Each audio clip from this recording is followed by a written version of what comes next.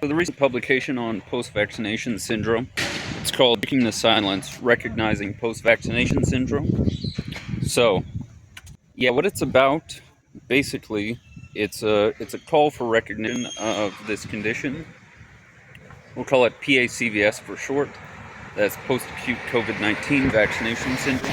So, in terms of prevalence, the estimates range from 0.2% to 0.9%. There was attempts to make it look more rare.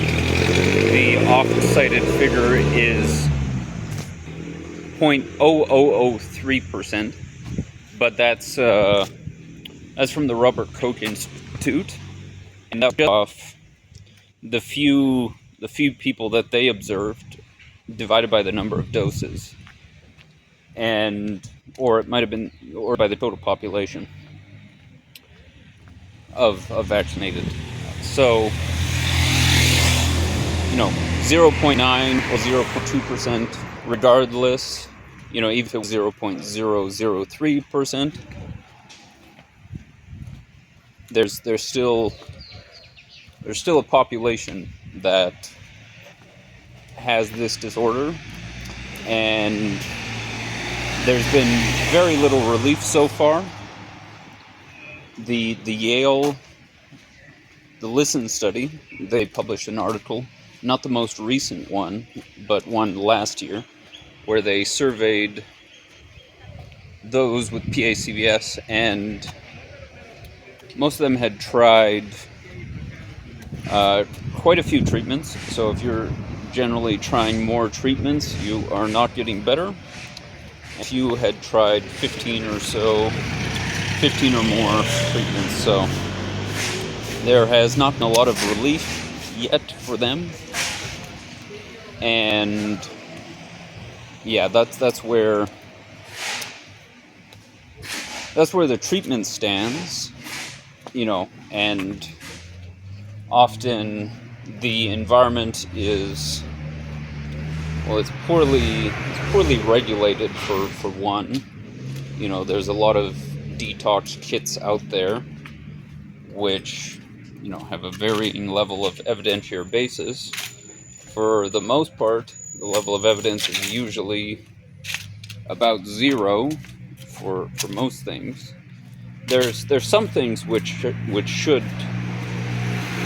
be helpful and have some support, usually indirectly, such as nattokinase. In some work by Escherichia pretorius, they showed that it broke down microclots, and it did help with the case of acute COVID-19. I'm aware. But as for any evidence in PACVS, that's still limited. There is one case study out there actually published. It was by a Japanese group, and it showed improvement of condition after using this for it was a pretty long duration.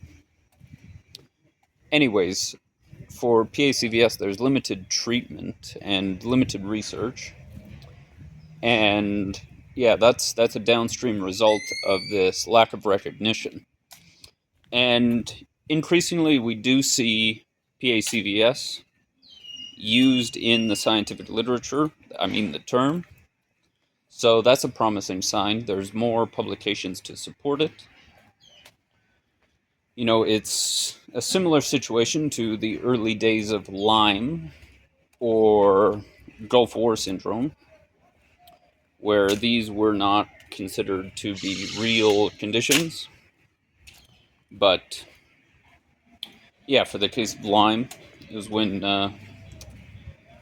the bacterium Borrelia burgdorferi was found to be the causative agent. Then, it became a more established disease entity. Gulf War syndrome, it's normally attributed to chemical exposure, that happened during the Gulf War. That's still a bit controversial.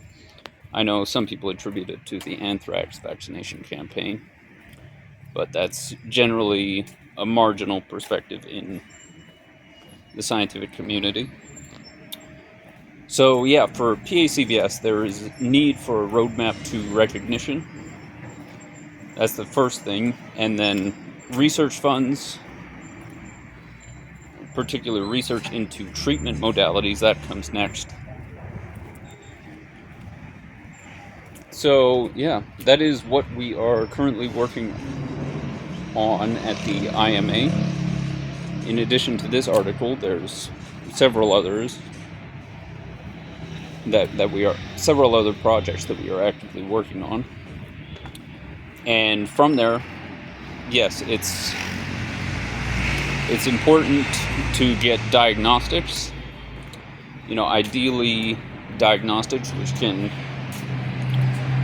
be used to attribute it to the vaccine. That would be, for example, finding the vaccine-specific spike protein in the blood. That's technically possible. There is a subset of people who have post-acute vaccination syndrome who do not have circulating spike protein, but that's also possibly some limit of the actual test.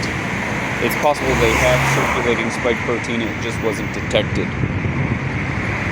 So that is where the field stands. And yeah, I hope you enjoy this research that was published in the journal Helion recently.